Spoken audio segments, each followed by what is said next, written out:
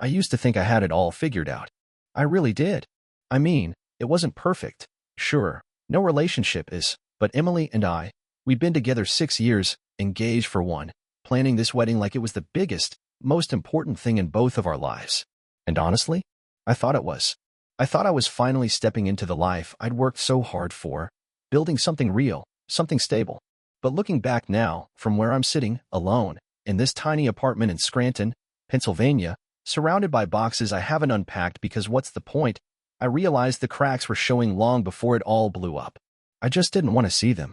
Or maybe I saw them, but I convinced myself they were normal. That every couple goes through rough patches. It started small. Little things. Emily's phone blowing up at odd hours, her brushing it off, saying it was work. The way she stopped making future plans, always vague about next year, next Christmas, next summer. And my brother, Ryan? Always around. Always helpful. Too helpful, in hindsight. But I never imagined. God, I never imagined that. I remember the night the first real alarm bell went off. We were sitting in the kitchen, late, drinking wine, half laughing about the ridiculous price of centerpieces. She got a text, smiled, and turned her phone over, screen down. Just work, she'd said. It wasn't work. I know that now. But back then, I just smiled and poured her another glass. Funny how sometimes, the first betrayal doesn't even feel like betrayal. It feels like an itch you can't scratch. Like a knock you pretend you didn't hear. But it's there. It's always been there. And I didn't know it yet, but that knock was about to kick the whole damn door down. Looking back, there were so many signs I brushed off. Emily started spending more time at the gym, except she didn't seem any more fit, just a little more distant. She'd come home late, hair a little too perfect, lipstick a little too fresh, saying she stayed after class for a group project. And Ryan started showing up more and more. He popped by to check in on me, dropping off a six-pack, asking how wedding planning was going. At first, I was touched.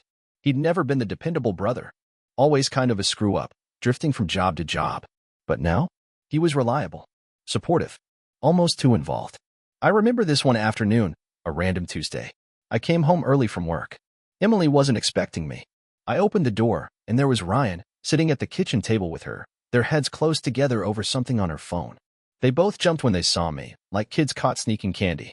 "Oh," Emily said too brightly. "Ryan just stopped by to help me go over the guest list." Ryan gave this awkward little shrug. "Yeah, just killing time, man." I should have asked more questions. Should have followed the trail right then and there.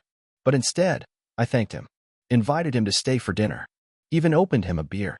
Because that's who I was. The guy who didn't want to see what was right in front of them. And maybe, just maybe, they counted on that. The worst part? I wasn't even mad. Not yet. That came later. Much later. Right then, I just felt grateful. Grateful he was helping. Grateful she wasn't alone. Grateful someone was picking up the slack when I worked overtime to afford the damn catering bill. I didn't know it yet, but every single favor Ryan did was one more nail in a coffin I hadn't realized was mine. It wasn't until the engagement party that the knot in my stomach really started tightening. We had this beautiful little gathering at Emily's parents' place in Bethlehem, Pennsylvania. White lights strung across their backyard, a big tent, laughter everywhere. I remember thinking, this is it. This is the life I'd worked for, the family I'd wanted to marry into. But something felt off. I couldn't name it then. Maybe it was the way Emily kept disappearing to check on things. Or how Ryan stayed glued to her side like a shadow. Or how my mom, God bless her, kept giving me these sad little glances across the party, like she knew something I didn't. And then there was the ring. I noticed it because Emily wasn't wearing it that night. The engagement ring I'd saved for, picked out myself, tucked away 3 paychecks to afford, gone. I asked her about it once, quietly, when we found ourselves alone by the punch table. She waved it off, saying she'd sent it back to get resized. But it had fit fine before. And something in the way she said it, too quick, too rehearsed. But I let it slide. I let everything slide. Because I was so sure, so desperate to believe that love could outweigh doubt. That faith could cover cracks. That if I just kept showing up, kept trying, kept loving, it would all work out. What I didn't know was that, while I was standing there, sipping punch and smiling for family photos, Ryan had already been standing somewhere else, right next to her. And the ring? It wasn't at the jeweler's. It was in his pocket.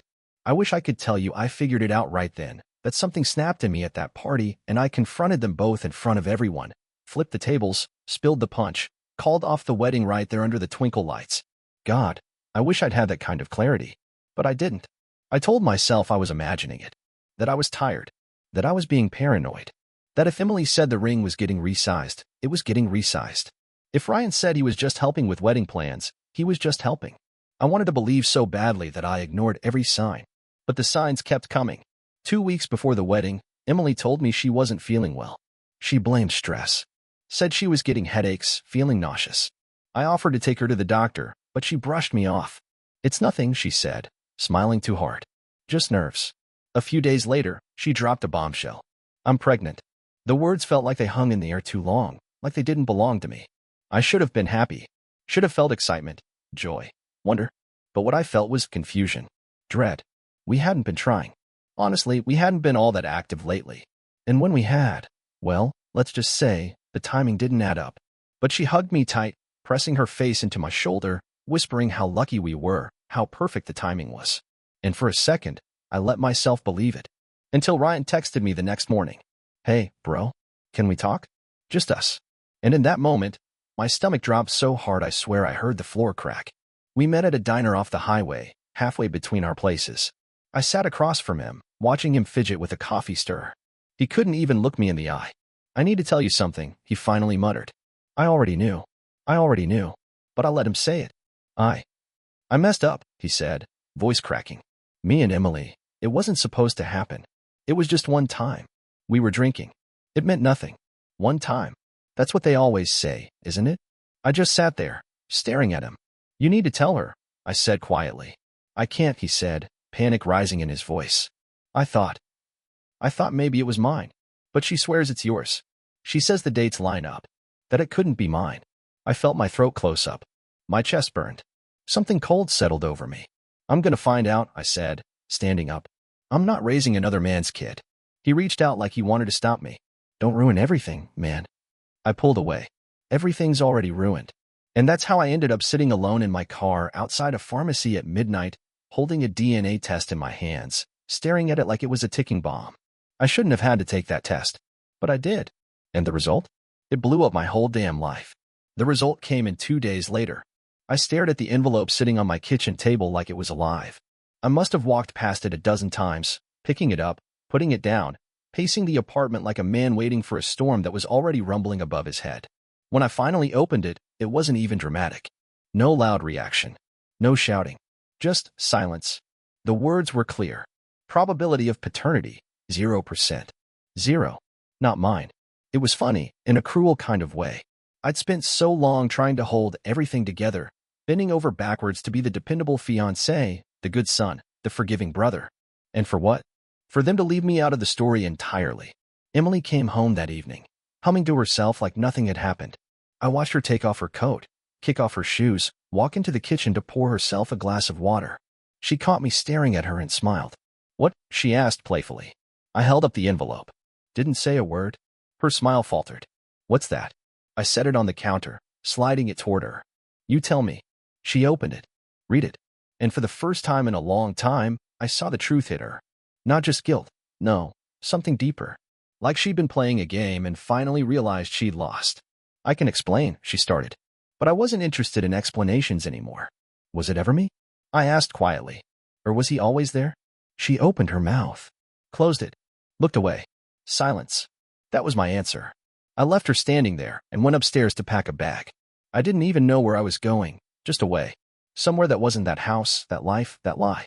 As I zipped up the suitcase, I heard her calling after me. Jake, please, we can work this out. But we couldn't. Some things don't get fixed. Some bridges don't get rebuilt. And the worst part? I hadn't even faced the biggest betrayal yet. That came the next morning when I called my parents, told them what happened, that the wedding was off, that Emily was pregnant with Ryan's child. And my mother's voice, steady, calm, resigned, cut deeper than anything Emily had done. Well, sweetheart, she said, maybe it's for the best. Ryan's always been closer to her anyway. I froze. You knew.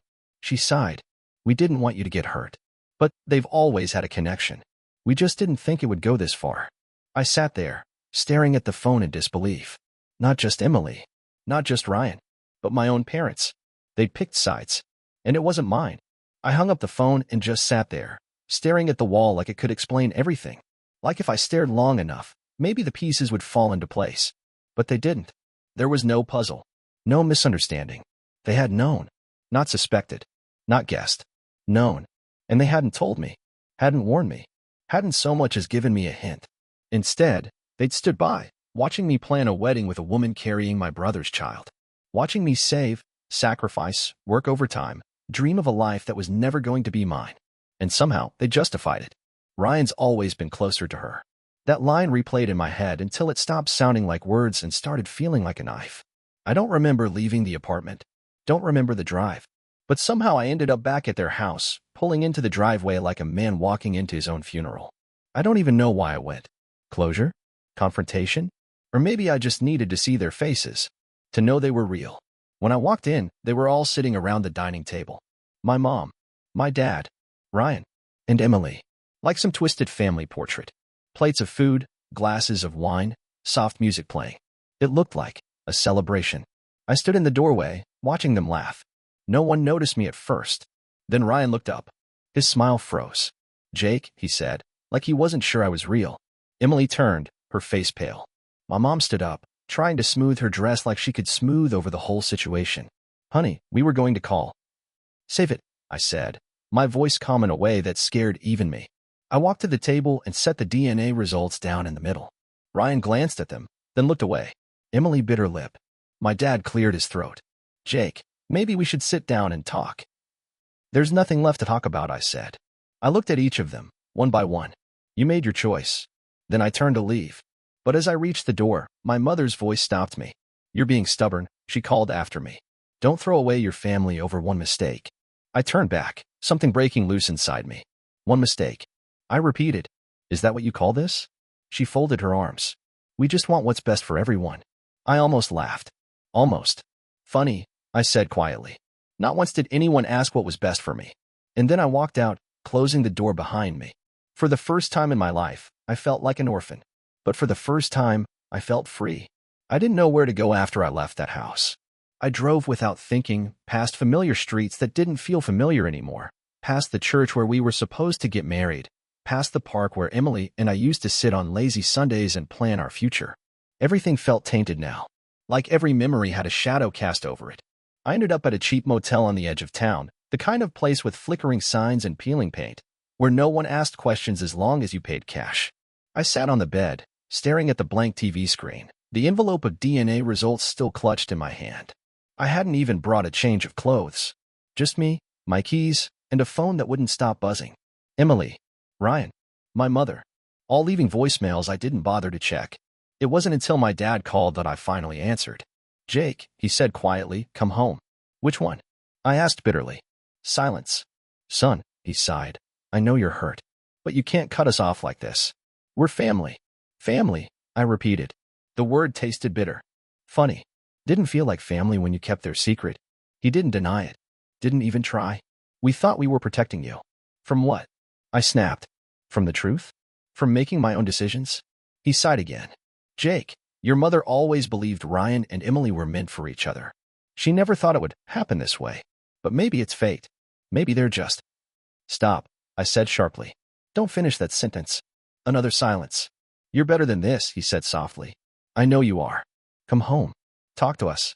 I hung up without another word. I didn't go home. Not to their home. Not to her home. Instead, I drove to the office of a friend who handled real estate. By morning, I had listed the house Emily and I were supposed to share. By noon, I'd canceled every wedding vendor. By nightfall, I'd closed our joint accounts and opened new ones in my name only. Every step felt like reclaiming a piece of myself they'd chipped away without me noticing. But the real surprise came the next day, when I got a call from Emily's father. "Jake," he said, his voice low and serious, "I need to see you. Alone." And somehow, I knew. There was still more to the story. I wasn't even sure why I agreed to meet him. Maybe I just wanted closure. Maybe I still needed answers, even if I already knew they'd hurt. Emily's father had asked me to meet alone, and something in his voice told me this wasn't just a polite gesture. We met at a coffee shop on the outskirts of town, the kind of quiet place where conversations faded into the hum of espresso machines and no one paid attention. He was already there when I arrived, sitting in the corner, looking older than I remembered. His tie was loosened, his sleeves rolled up, and there was a heaviness in his posture that made me uneasy. He didn't look like a man defending his daughter. He looked like a man who had been carrying a burden too long. When I sat down across from him, he wasted no time. He told me he owed me the truth. That sentence alone felt like a warning, like a crack running down something I thought had already broken. He confessed that Emily and Ryan hadn't been a recent mistake. It wasn't a fling born out of wedding stress or a single bad decision. No, they had been involved for years. Years. Before we even got engaged. The words hit like a blow to the chest. I sat frozen, feeling the weight of every memory shifting under me. All those moments I thought I'd been building something real, only to learn I'd been living in a house with no foundation. He admitted he'd known. He had tried to talk Emily out of it, but she kept going back. He thought, or maybe hoped, that marriage would fix it, that she'd settle, choose the safe path, choose me. But she hadn't. And he hadn't warned me. He hadn't said a word while I planned a future with a woman who had never truly been mine. I sat there, listening, feeling hollowed out. But he wasn't finished. He leaned closer, lowering his voice even more, as if he could hide this part from the world even now. He told me Emily wasn't just pregnant. She had already been meeting with a lawyer, planning to leave me after the wedding, take the house, claim alimony. She had set everything in motion behind my back, laying the groundwork for an exit I hadn't even seen coming. I felt the coldness spread inside me then, not anger, not grief, just a numb clarity. He said he was telling me now because he couldn't watch it unfold anymore, because it didn't sit right on his conscience to stay silent. When I stood up from that table, I didn't feel like the same man who had walked in. I wasn't the betrayed fiancé anymore. I wasn't even the grieving brother. I was a man standing in the ruins of what could have been, realizing that the only thing left to save was himself. And this time, I wasn't walking away from wreckage. I was walking out of it. I left that meeting with a strange sense of calm. It wasn't peace. It wasn't forgiveness. It was emptiness. The kind of emptiness that comes when there's nothing left inside to burn, nothing left to break. Everything had already crumbled. I sat in my car in the parking lot, staring out the windshield as rain began to fall. The wipers moved slowly, clearing the blurry drops, but the road beyond remained hazy. That was how my future looked too, unclear, fogged over, distant. I thought nothing else could hurt me after everything I'd learned. But then my phone buzzed. A message from Ryan. Just a few words. I'm sorry, bro. I didn't know how to tell you. Don't blame Dad. He just wanted everything to work out right. I read it twice, and I realized they all had their version of right. And I wasn't part of it. I hadn't been for a long time. I'd just been too blind to see it. I returned to my apartment late that night. It was cold, empty, stripped of any trace of what had been. I took the photos off the walls and packed them into a box. Pictures where we smiled, where I held her hand, where it looked like we were happy. Every photo felt like a mockery now. I didn't sleep. I sat at the table, staring at the stack of canceled wedding contracts, the house sale documents. Everything that had once been a future was now just paperwork.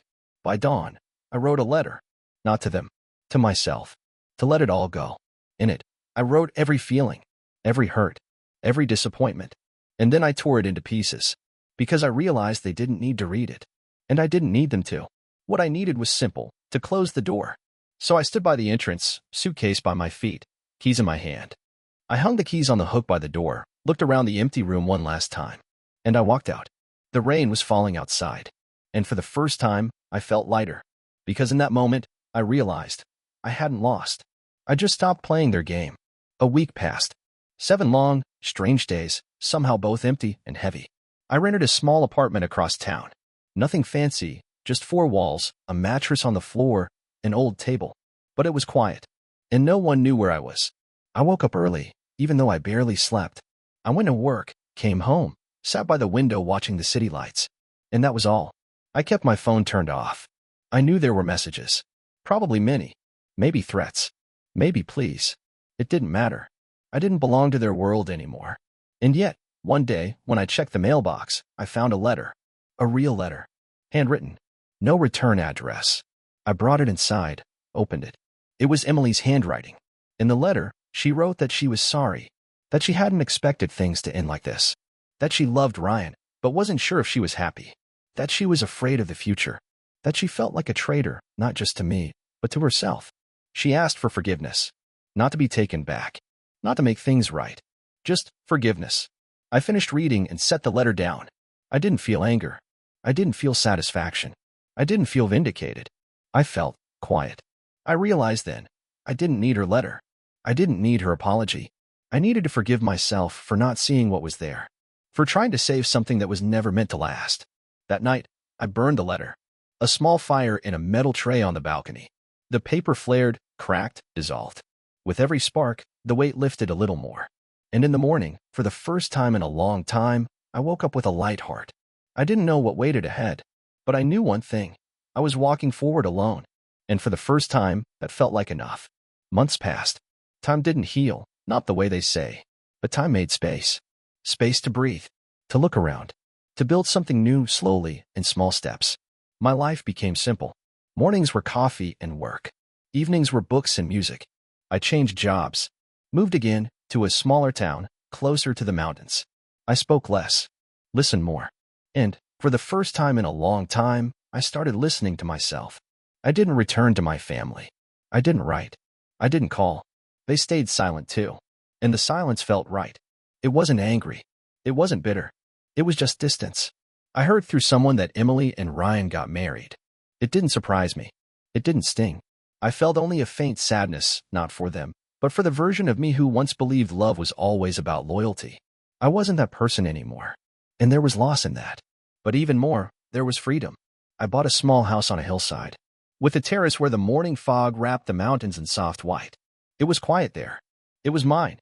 Sometimes I'd stand on that terrace with a cup of tea, looking out at the horizon, thinking how strange life is. How it can shatter, fall apart, break you, and then, somehow, offer you a place to rebuild. And in rebuilding, realize you're no longer who you were. I didn't think of myself as a winner. I didn't think of myself as a victim. I just was. And for the first time, that was enough. One evening, I sat down with an old notebook, open to a blank page. And I wrote, "The story is over. Thank you." Then I closed it and went outside to watch the sunset.